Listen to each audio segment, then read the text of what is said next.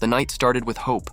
Gainbridge Fieldhouse was alive, Indiana fans on their feet, believing that Game 3 could swing the series. The Fever had battled all season for moments like this, and with their backs against the wall, they were finally punching back against the reigning champions. Shots were falling, the defense was sharp, and the crowd was deafening. But what happened next wasn't basketball. It was daylight robbery played out on national television. The Indiana Fever weren't beaten by the Las Vegas Aces. They were beaten by a whistle. From the opening minutes, there were warning signs. A'ja Wilson extended her leg on a screen, a textbook illegal move. Everyone saw it. But instead of calling it against her, the refs handed the foul to Lexie Hull. Seconds later, Alyssa Smith and Wilson both slammed into Michaela Timson on a drive to the rim. No whistle, no recognition, just swallowed calls that could have changed the halftime margin. What should have been Indiana's chance to go into the break with momentum turned into a frustrating, lopsided parade to the foul line. The Fever weren't just playing the Aces, they were playing the officials too. Game 3 grew uglier with each quarter.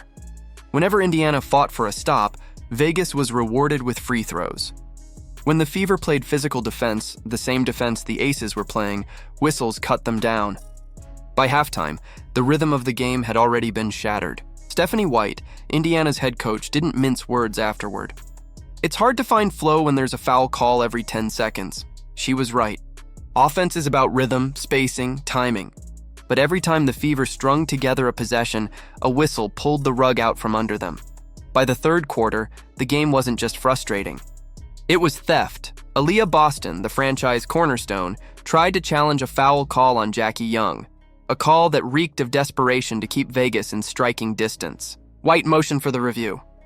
The bench was ready. The officials didn't even acknowledge it. Seconds later, Chelsea Gray drilled a corner three, and the Fever's lead vanished. In an instant, the energy inside Gainbridge flipped from jubilation to disbelief. Clips of the moment went viral online within minutes. Fans broke down the footage frame by frame, highlighting not only the ignored challenge, but also the flops, elbows, and shoves Vegas had gotten away with all night. This wasn't oversight. It felt like favoritism. A'ja Wilson, the supposed face of the WNBA, was throwing elbows into Boston. Players were being shoved to the floor. Contact that should have been called on Vegas was somehow a foul on Indiana. Phantom whistles erased possessions, and yet every scrap of contact from the Fever was punished. It wasn't basketball anymore. It was interference. And yet, amid the chaos, one story should have stood above the controversy. Lexie Hull. Hull wasn't even supposed to be out there. A back injury in Game 1 had left her questionable. In warm-ups, she looked stiff, her movement limited. Fans didn't expect much. But once the ball tipped, Hull rewrote the night. She poured in 16 points, grabbed 10 rebounds, handed out 4 assists, and added 2 blocks and a steal. She hit 6 of 10 from the field and buried 3 triples that felt like lifelines whenever Vegas tried to surge ahead. More than the numbers, it was the effort.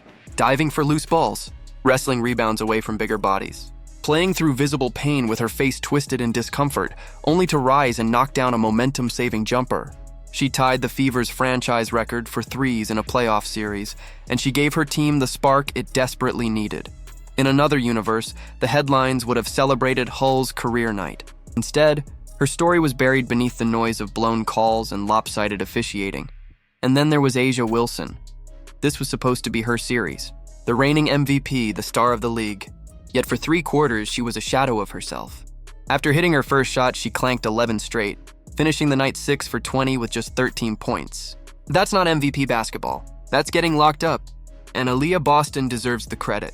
She bodied Wilson possession after possession, forcing her into awkward fadeaways, denying easy touches in the paint, and leaving her visibly frustrated.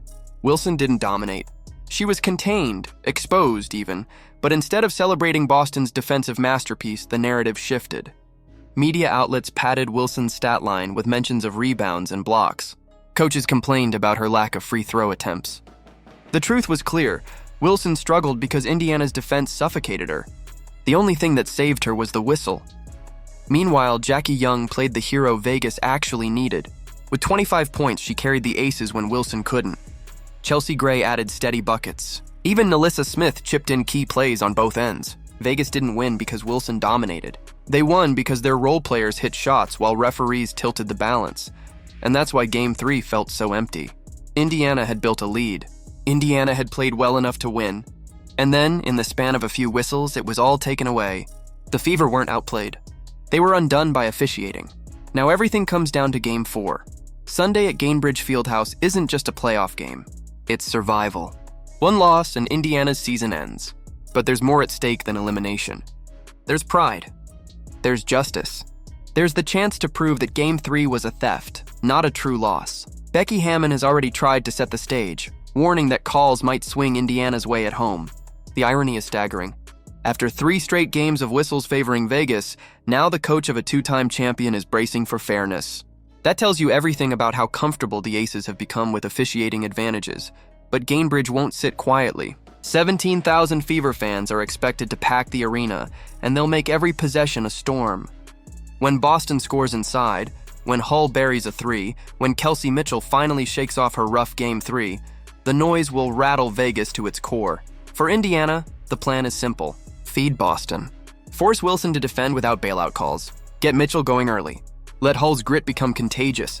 Turn every loose ball, every rebound, every bucket into fuel for a crowd desperate to see their team fight back. Because the Fever didn't lose. Game 3. They had it stolen. And now they have one last chance to take it back. This isn't just about winning a playoff game. It's about exposing the truth. That Vegas didn't earn their wins. They were gifted them. That Indiana's defense can lock down the league's biggest star. That grit, heart, and fight can overcome whistles and bias when an arena unites behind them. Sunday isn't just survival, it's redemption. It's a battle for respect, and if the Fever play the way they did in Game 3, with Boston dominating the paint, Hull refusing to give in, and Mitchell finding her rhythm, then Gainbridge Fieldhouse could erupt into the kind of chaos no referee can silence. So the question isn't whether Indiana can bounce back. The question is whether the Aces are ready to face a Fever team with nothing left to lose and 17,000 fans demanding justice. Do you think the Fever can bounce back? If yes, then comment, "Let's go Fever."